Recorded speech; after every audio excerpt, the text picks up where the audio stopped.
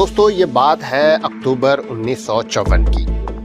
عین اس روز جب اس زمانے کے پاکستان کے وزیر اعظم محمد علی بوگرا نے وائٹ ہاؤس میں امریکی صدر آئزن ہاور سے ملاقات کی تھی اور پاکستان نے امریکہ کے ایٹم برائے امن یعنی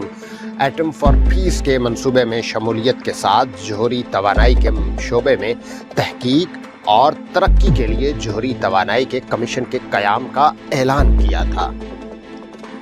دوستو میں ہوں محمد ذیشان اور آپ دیکھ رہے ہیں کریڈیبل آسی آفیشل۔ یہ آغاز تھا پاکستان کے جوہری پروگرام کا، یا دراصل یہ پاکستان کی طرف سے پیمان تھا کہ وہ جوہری توانائی اسلحہ کی تیاری کے لیے استعمال نہیں کرے گا۔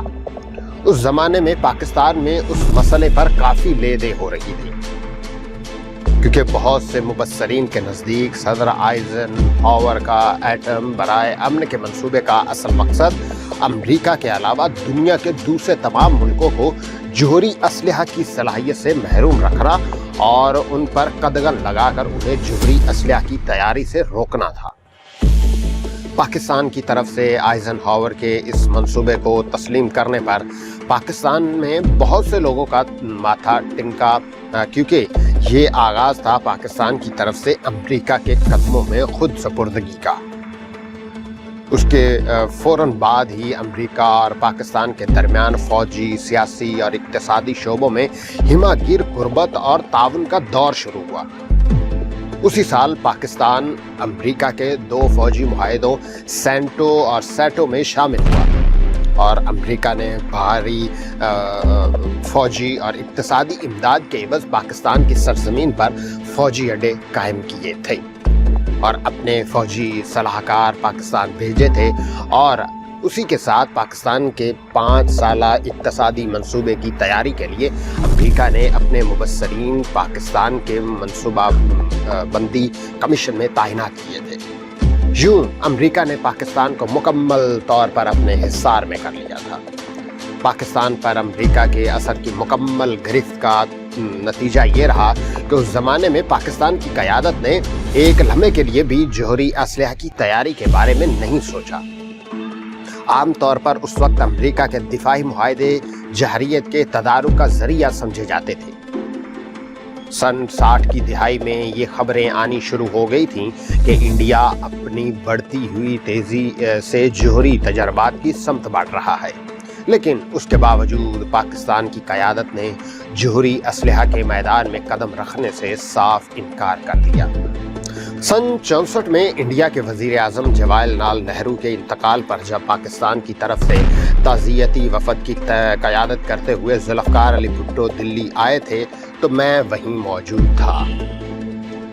مجھے یاد ہے کہ اس موقع پر ان سے طویل ملاقات میں انڈیا میں جوہری توانائی کے شعبے میں پیش رفت پر بات ہوئی تھی۔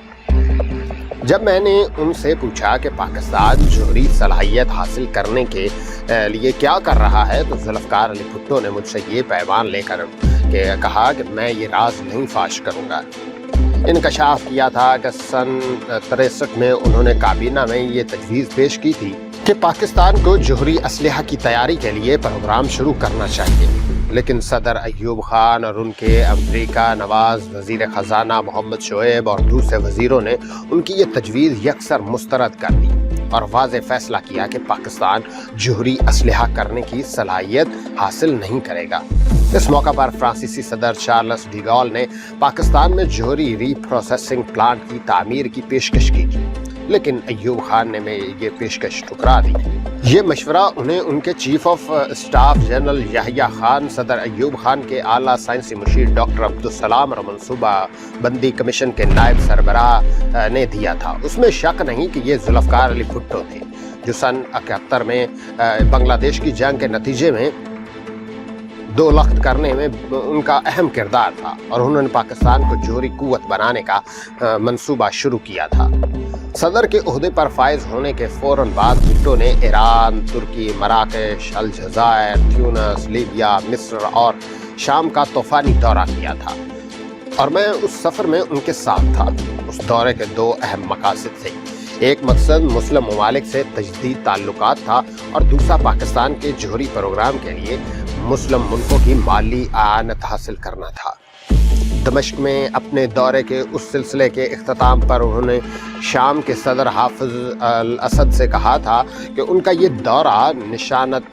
सानिया के सफ़र का आगाज़ था और पाकिस्तान की भारत और मुस्लिम ममालिक की दौलत से आलम इस्लाम जोहरी कुव्वत हासिल कर सकता है।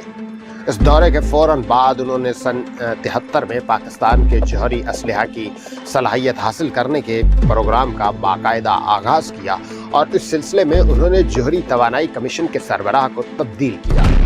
और आला साइंसी मुशीर डॉक्टर अब्दुल सलाम को बरतरफ करके हॉलैंड से डॉक्टर अब्दुल कदीर खान को पाकिस्तान बुला लिया। पाकिस्तान के जौहरी प्रोग्राम के लिए उन्होंने फ्रांसीसी हुकूमत को जौहरी रीप्रोसेसिंग प्लांट की तामीर की पुरानी पेशकश की।